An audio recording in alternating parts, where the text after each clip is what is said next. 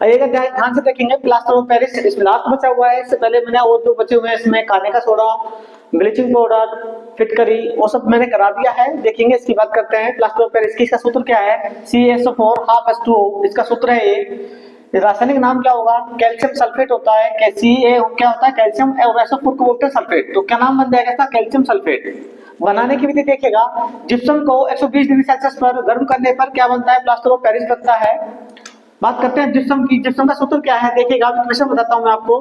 CaSO4 into 2H2O। इसको जब गर्म करते हैं हम, इसको जब गर्म करोगे आप, कितने पे करोगे, 120 डिग्री सेल्सियस पे जब हम गर्म करते हैं तो क्या होता है, प्लास्टर ऑफ पेरिस बनता है। CaSO4 इंटू हाफ H2O, ये प्लास्टर ऑफ पेरिस बनता है। इसके बाद वही क्या आएगा, इसके गुणधर्म आएंगे। गुणधर्म की बात करता हूं, हेडिंग आएगा गुणधर्म। गुणधर्म की बात करता हूं मैं, गुणधर्म। गुणधर्म में नंबर 1 सफेद रंग का ठोस है। नंबर 2 सफेद रंग का ठोस है। नंबर 2 में आएगा जल में विलय है। नंबर 3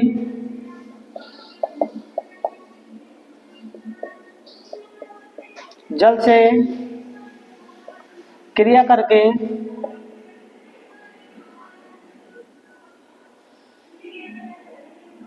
जिप्सम बनाता है।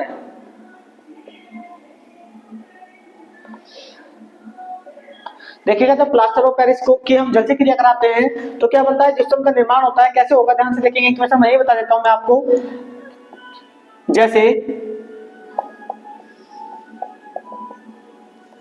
जैसे में देखिएगा अगर CaSO4 इंटू हाफ H2O, जल से क्रिया कराएंगे। जल से क्रिया क्या होगी, 1 से ही 1 बटे 2 H2O। डेढ़ अणु जब जल से क्रिया करेगा इससे तो क्या होगा, क्या बनता है, CaSO4 इंटू 2H2O। क्या बन जाता है, प्लास्टर ऑफ पेरिस बन जाता है। आगे आइएगा, इसके मैं बताता हूं आपको, इसके उपयोग बताता हूं। देखिएगा उपयोग इसके, आगे देखेंगे ध्यान से उपयोग इसके। देखिएगा इसके उपयोग की बात करते हैं। उपयोग कहाँ का होता है प्लास्टर ऑफ पेरिस का, खिलौने बनाने में। बहुत आसान है, आप एक बार में याद कर लोगे। खिलौने बनाने में उपयोग होता है प्लास्टर ऑफ पेरिस का। अब देखते हो जो व्हाइट व्हाइट कलर के खिलौने आते हैं, जो ठोस बने होते हैं, वो खिलौने इसके होते हैं प्लास्टर ऑफ पेरिस के। सजावट का सामान बनाने में और सतह को चिकना बनाने में किसका इस्तेमाल होता है, प्लास्टर ऑफ पेरिस का होता है। ये कंप्लीट हो गए हैं जितने मैंने कराया है। धावन सोडा कराया है, सॉरी खाने का सोडा कराया है, और नौसादर हो गया, फिटकरी हो गया, ब्लीचिंग पाउडर है और प्लास्टर ऑफ पेरिस है। इनमें से इन 4 5 6 इनमें से एक जरूर आएगा पेपर में, 2 नंबर में आ सकता है। इनसे इसके सूत्र पूछ सकता है, कुछ ना कुछ यहाँ से आपको जरूर देखने को पेपर में मिलेगा। आप आराम से 1 या 2 बार वीडियो को देख लेना, आपके आराम से बहुत अच्छे नंबर आने वाले हैं इसमें। देखेगा आगे आगे बताता हूँ, ध्यान से देखेंगे इसमें। आइएगा ध्यान से देखेंगे। देखिएगा यहाँ से एक या 2 क्वेश्चन जरूर आएगा। यहाँ से धातु के बारे में पूछ सकता है, यह धातु के बारे में पूछ सकता है। वो सारी चीजें मैंने लिखी हैं, थोड़ा समझाता हूँ, ध्यान से देखेंगे इधर। देखिएगा धातु है, धातु की बात करते हैं। पहले करते हैं धातु की, मेटल की बात करते हैं। धातु क्या है, धातु वे तत्व हैं जो तन्य व आघातवर्धनीय होते हैं। कैसे होते हैं, तन्य होते हैं और आघातवर्धनीय होते हैं। 1 ग्राम सोने से तो 2 किलोमीटर लंबा तार बनाया जा सकता है। तन्य का मतलब इतना बारीक, इतने दूर तक उसको इतना बारीक होता है, वो कैसा होता है, वो तन्य है। क्या बोलते हैं उसे, तन्य। और कैसा होता है, आघातवर्धनीय होता है। तथा विद्युत के सुचालक होते हैं। कैसे होते हैं, विद्युत के सुचालक होते हैं। विद्युत के सुचालक का मतलब क्या है, जिनमें क्या है, विद्युत बह सकती है, आसानी से बह सकती है। जैसे बात करता हूँ तांबे की और लोहा हो गया, चांदी हो गया, तो ये विद्युत के सुचालक हैं, जिसमें विद्युत आसानी से बह सके। तो धातु वे तत्व हैं जो तन्य व आघातवर्धनीय होते हैं तथा विद्युत के सुचालक होते हैं। बहुत आसान परिभाषा है, आराम से आप याद हो जाएगी। उदाहरण मैंने लिख दिए हैं इसके। धातु के गुण की बात करता हूं। धातु प्राय कठोर होती है। हमेशा क्या होगी, हमेशा ध्यान रखना, धातु क्या होती है, हमेशा और हमेशा कठोर होती है। नंबर 2, इसमें धात्विक चमक होती है। क्या होता है, इसमें धात्विक चमक होती है। आपने कॉपर को देखा होगा, चांदी को देखा होगा, लोहे को, इसमें इनमें क्या होती है, चमक होती है। नंबर 3, दहन, हवा में जलाने पर ऑक्साइड बनाती है। देखो धातु की, जब ये धातु है मैग्नीशियम, जब उसकी ऑक्सीजन से क्रिया, हवा में जलाएंगे, ऑक्सीजन से क्रिया कराएंगे तो क्या बनाती है, ऑक्साइड बनाती है, मैग्नीशियम ऑक्साइड बनेगा ये। ऐसे ही अधातु हैं, अधातुएं ठोस, द्रव, गैस तीनों रूपों में मिलती हैं। ये भंगुर तथा विद्युत की कुचालक होती हैं। भंगुर होती है, भंगुर कैसे आप कह सकते हो, एक तरह से भुरभुरी टाइप में कह सकते हो। जैसे कोई भी चीज हम लेते हैं, जैसे मट्टी का आपने कोई मट्टी ले लो या कोई वैसी चीज ले लो आप, जो भी होती है, यानी कि जो आसानी से टूट जाए, जो आसानी से टूट जाए उसे कहते हैं भंगुर। जो आसानी से न टूटे, जो कठोर होती है, वो कैसी होती है, आघात वर्धनी होती है। भंगुर का मतलब होता है जो आसानी से टूट जाए, उसे भंगुर कहते हैं। तो अधातुएं ठोस, द्रव, गैस तीनों रूपों में मिलती हैं। ये भंगुर तथा विद्युत की कुचालक होती है। ये विद्युत की कुचालक होती है, इनमें विद्युत प्रवाह नहीं हो सकता है, इनके इसमें विद्युत नहीं बहती है। जैसे मैं बात करता हूँ तांबे में विद्युत बहती है, तांबे की डोरी होती है जिसमें विद्युत चलती है, विद्युत बहती है। ऐसे में बात करता हूँ जैसे, तो इसमें क्या होता है, धातु कैसी होती है, विद्युत की कुचालक होती है। यहाँ से क्वेश्चन पूछ सकता है, जैसे कार्बन हो गया, सल्फर हो गया, क्लोरीन हो गया, ये क्या है, इसके उदाहरण है। अधातु के गुण देखेगा, इस तरह से धातु के गुण है। अधातु ठोस, द्रव, गैस तीनों रूपों में मिलती हैं। दूसरा क्या है, दहन, हवा में जलकर ये भी क्या करती है, ऑक्साइड बनाती है। आगे देखिएगा, एक इंपॉर्टेंट है इसमें सबसे ज्यादा, देखिए धातु अधातु में से कुछ पूछ सकता है आपसे, या धातु अधातु में अंतर पूछ सकता है। मोस्ट इंपोर्टेंट है, अभी बताता हूँ मैं, देखिएगा ध्यान से देखिएगा इंपॉर्टेंट है बहुत ज्यादा। धातु से क्वेश्चन आ सकता है, या धातु से आ सकता है, या इसमें अंतर आ सकता है, इससे ज्यादा वो कुछ नहीं पूछेगा आपसे। एक चीज और ध्यान रखें, धातु कुचालक और सुचालक दोनों का ध्यान रखना है। धातुएं सुचालक होती है विद्युत की, और अधातु क्या होती है, कुचालक होती है, उसमें विद्युत प्रवाह नहीं हो सकती है। देखिएगा दोनों में अंतर में, ये आप अभी याद कर लोगे, कोई इतनी बड़ी चीज नहीं है, ये बहुत आसान है, अभी आपको याद हो जाएगा, ध्यान से देखेंगे। इसी परिभाषा में भी लिखा है आपने, पहले मैं धातु की बात करता हूँ, ये तन्य व आघात वर्धनी होती है, ये आपने परिभाषा में भी लिखा है, ध्यान से देखो, ये बहुत आसान है। ये तन्य व आघात वर्धनी होती है। नंबर 2, इलेक्ट्रॉन का त्याग कर धनायन बनाती है। कैसे इलेक्ट्रॉन का त्याग करती है, मगर मैं यही बता दूं आपको, ध्यान से देखो।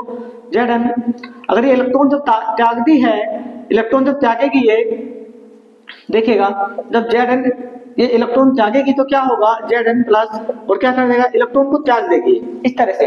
तो इलेक्ट्रॉन त्याग कर क्या बनाती है, धनायन बनाती है। देखिएगा, ये धनायन ही तो बनाया है इसने, धातु ने क्या है, इसने क्या बनाया है, इसने धनायन बनाया है। तो इलेक्ट्रॉन त्याग कर क्या बनाती है, धनायन बनाती है। ये याद हो जाएगा आसानी से। नंबर 3 क्या है, ये प्राय कठोर होती है। देखिएगा, धातु कठोर होती है, और अधातु क्या चीज होती है, अधातु भंगुर होती है। कैसी होती है, ये भंगुर होती है। ये ऊपर नीचे हो गया, कोई दिक्कत नहीं, ध्यान से देखिएगा तब। ये विद्युत की सुचालक होती है, मैंने अभी बताया था आपको, बहुत आसान है, आराम से आप एक या दो बार देख लो, या बोल के देख लो, आप सबके साथ बोलते रहो, याद हो जाएगा। अधातु की बात करता हूँ, ये ठोस, द्रव, गैस तीनों रूपों में मिलती है, ये अपने परिभाषा में लिखा है। ये भंगुर होती है, ये इलेक्ट्रॉन ग्रहण कर ऋणायन बनाती है। इलेक्ट्रॉन कैसे ग्रहण करती है, देखिएगा, ये जब इलेक्ट्रॉन ग्रहण करती है तो क्या बनाती है, ऋणायन बनाती है, Cl, इसमें ऋणायन आ जाएगा। क्लोरीन पे क्या जाएगा, ऋणायन आ जाएगा। इस तरह से क्या करती है, इलेक्ट्रॉन का ग्रहण करती है, इलेक्ट्रॉन को ग्रहण करती है, क्या बनाती है, और ऋणायन बनाती है, इस तरह से। ये विद्युत की कैसे होती है, कुचालक होती है। धातु विद्युत की सुचालक होती है, कुचालक होती है। वो ठोस रूप में पाई जाती है, ये भंगुर, ये कैसी होती है, ये कैसी पाई जाती है, भंगुर रूप में पाई जाती है, ये भंगुर होती है। इस तरह से आप आसानी से याद कर सकते हो। देखिएगा, कुछ परिभाषा हो रहे हैं, उन्हें वो बताता हूं मैं आपको, ध्यान से देखेंगे इधर। देखिएगा, कुछ परिभाषा ध्यान से देखेंगे, कुछ परिभाषा और लिखी है मैंने। हाइड्रोकार्बन है, संतृप्त हाइड्रोकार्बन और असंतृप्त हाइड्रोकार्बन। ध्यान से देखेंगे, बहुत आसान है, आराम से आप याद कर सकते हो। ध्यान से देखेंगे इधर, देखिएगा, वे यौगिक जिनमें केवल कार्बन व हाइड्रोजन, कार्बन का मतलब C और हाइड्रोजन का मतलब H, इन दोनों की बात कर रहा है वो, कार्बन और केवल हाइड्रोजन। वे यौगिक जिनमें केवल कार्बन व हाइड्रोजन होते हैं हाइड्रोकार्बन कहलाते हैं। बहुत आसान परिभाषा है, याद होगी शायद आपके भी, एक दो बार बोल लो, आपके भी याद हो जाएगी। वे यौगिक जिनमें केवल कार्बन व हाइड्रोजन होते हैं हाइड्रोकार्बन कहलाते हैं। जैसे मैथिन की बात करता हूँ, मैथिन का सूत्र है CH4, देखो कार्बन है और हाइड्रोजन है। ऐसे एथेन है C2H6, ये कार्बन और हाइड्रोजन दो ही चीजें हैं इसके अंदर, क्या कहलाता है, वो हाइड्रोकार्बन कहलाता है। आपको याद होगा, ध्यान से देखेंगे। संतृप्त हाइड्रोकार्बन की बात करते हैं, वे हाइड्रोकार्बन जिनमें सभी कार्बन परमाणु परस्पर एकल बंध द्वारा जुड़े रहते हैं संतृप्त हाइड्रोकार्बन कहलाते हैं।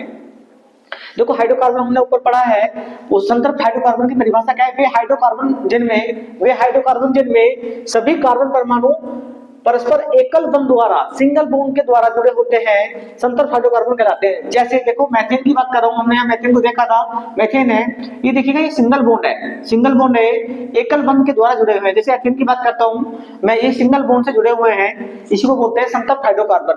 वे हाइड्रोकार्बन जिनमें सभी कार्बन परमाणु सिंगल बंध के द्वारा यानी परस्पर एकल बंध द्वारा जुड़े होते हैं, संतृप्त हाइड्रोकार्बन कहलाते हैं। ऐसे असंतृप्त हाइड्रोकार्बन है, ध्यान से देखेंगे इधर, असंतृप्त हाइड्रोकार्बन है वे हाइड्रोकार्बन जिनमें सभी कार्बन परमाणु परस्पर द्विबंध या त्रिबंध के द्वारा जुड़े होते हैं। इसमें तो एकल बंध द्वारा जुड़े हुए हैं, इसमें द्विबंध या त्रिबंध के द्वारा जुड़े होते हैं। डेफिनेशन बिल्कुल सेम है दोनों की। वे हाइड्रोकार्बन जिनमें सभी कार्बन परमाणु परस्पर द्विबंध या त्रिबंध के द्वारा जुड़े होते हैं, क्या कहलाते हैं? असंतृप्त हाइड्रोकार्बन कहलाते हैं। लिख सकते हो, जुड़े होते हैं, असंतृप्त हाइड्रोकार्बन कहलाते हैं। लिखा नहीं है मैंने, असंतृप्त